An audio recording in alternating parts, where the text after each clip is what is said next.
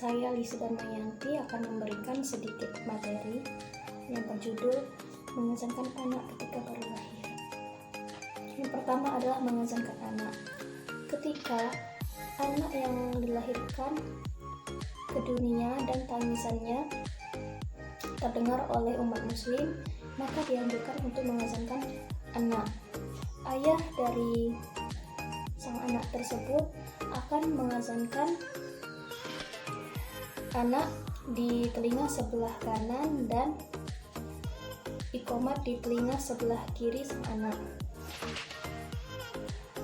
Anjuran tersebut terdapat di dalam hadis yang berbunyi, An Ubaidillah ibni Abi Rafi an abihi qala ra'aitu Rasulullah sallallahu alaihi wasallam azana fi uzunil Hasan ibni Aliyil hina waladathu Fatimatu bisolah. Hadis riwayat Tirmidzi, yang artinya dari Ubaidillah bin Abi Rafi dari ayahnya berkata, aku melihat Rasulullah SAW melakukan azan di telinga Hasan bin Ali ketika Fatimah melahirkannya dengan azan sholat.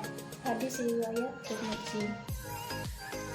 Nah, di sini juga ada beberapa kosakata. Yang pertama adalah azan, yang artinya adalah azan.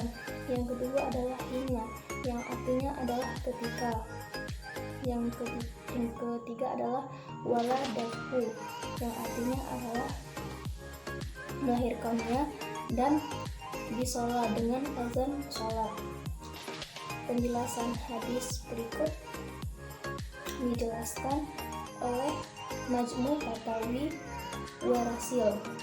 Diterangkan bahwa yang pertama mengumandangkan azan di telinga kanan dan membacakan iqomat di telinga sebelah kiri sang anak adalah oleh ayah.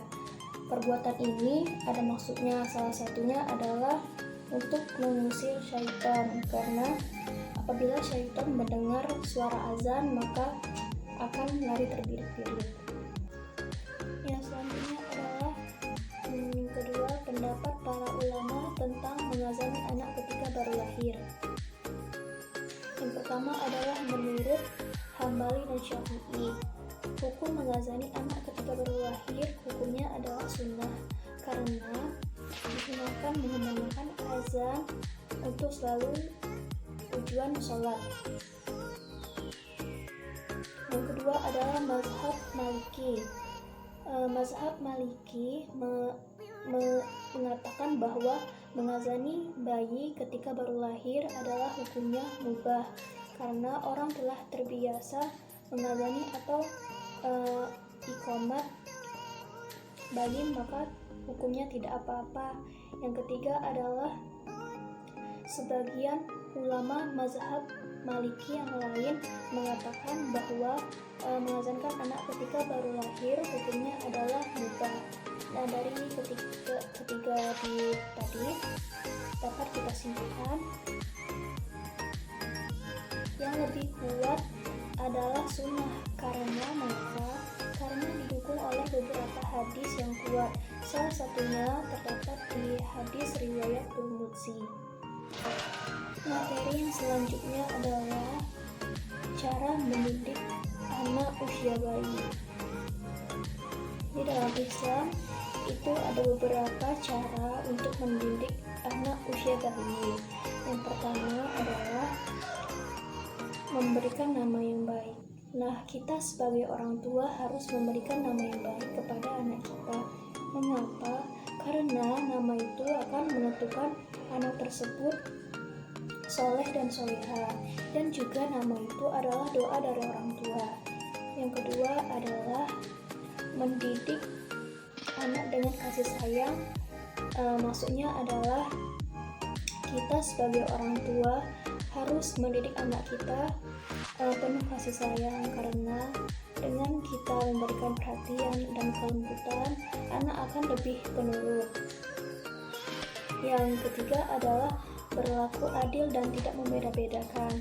Kita sebagai orang tua tidak boleh membeda-bedakan anak ini dan anak ini. Maksudnya adalah kita harus berlaku adil dan tidak menyalahkan salah satu yang lain, karena setiap anak itu pasti memiliki keistimewaan masing-masing.